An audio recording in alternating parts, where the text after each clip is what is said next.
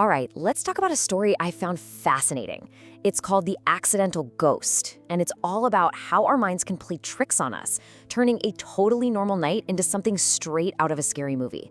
We're gonna see how fear gets built up, and maybe more importantly, how fast it can all fall apart. So let me ask you something. Have you ever been home alone or walking at night and heard a weird sound? You know, a creak, a rustle, something, and your heart just pounds? It's that feeling, right? That moment where your imagination just goes wild? Well, that's exactly what we're diving into today. Okay, so our story kicks off in this really peaceful moment. The first part is called Happiness and Silence, and it's exactly what it sounds like. That calm before the storm, you know? That perfect, quiet feeling right before things get interesting. So paint this picture in your head. It's about 9 o'clock at night, the streets are totally empty, super quiet, and you've got these 4 friends, Deepak, Priya, Rahul, and Simran, just walking home. They're on cloud 9, right? School exams are finally over and they've just been celebrating with ice cream. Life is good. And you can just feel their energy. Rahul's all pumped up, saying something like, "Now we can bike all day long."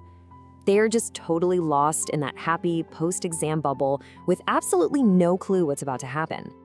And Priya chimes in, talking about a new painting set she's hoping to get. So they're just in their own little world, you know, just friends enjoying a quiet walk home. But that quiet, it's not gonna last. And that brings us right to our next section. A mysterious sound. This is where everything shifts.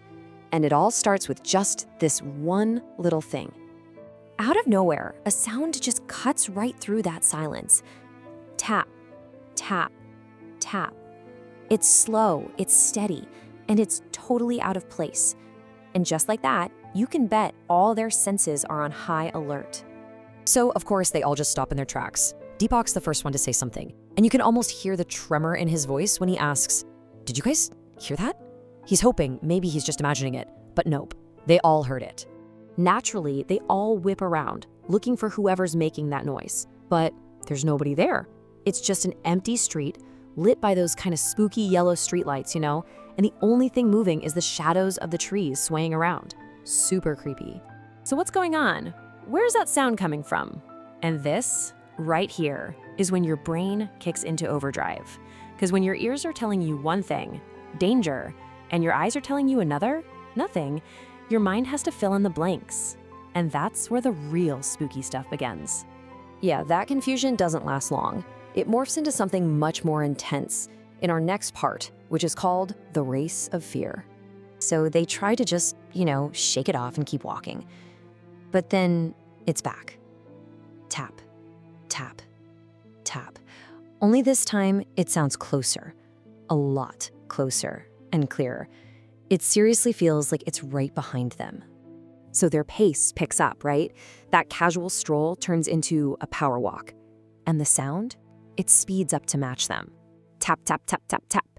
It's not just some random noise anymore. This feels like a chase. You see what's happening here? It's this perfect, terrifying loop.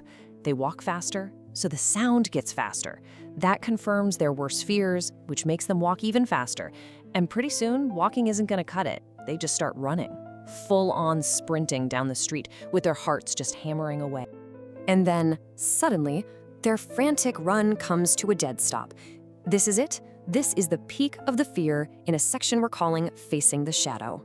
They're sprinting, they turn a corner hoping to get away, and they just stop, dead in their tracks, because right there in front of them, blocking their escape, is this tall, dark shadow. A figure. They can't make out a face or anything, just a silhouette. I mean, can you imagine? This is maximum terror. All Priya can manage is just a terrified scream. Oh God. So think about it. They are completely and utterly trapped. You've got that creepy tapping sound getting closer and closer behind them, and now this horrifying shadow figure right in front of them. There is literally nowhere to go. But you know what? This moment of pure terror is also the turning point, which brings us to our final part, the accidental ghost. Because this whole situation is about to get flipped on its head. The figure lifts a hand, and they probably brace for the worst. But instead of something scary, a voice cuts through the panic, a familiar voice. It says, "Kids, stop!" And they realize It's just their neighbor, Sharma uncle. And poof, just like that, the fear starts to evaporate. So what about that creepy tapping sound that was chasing them?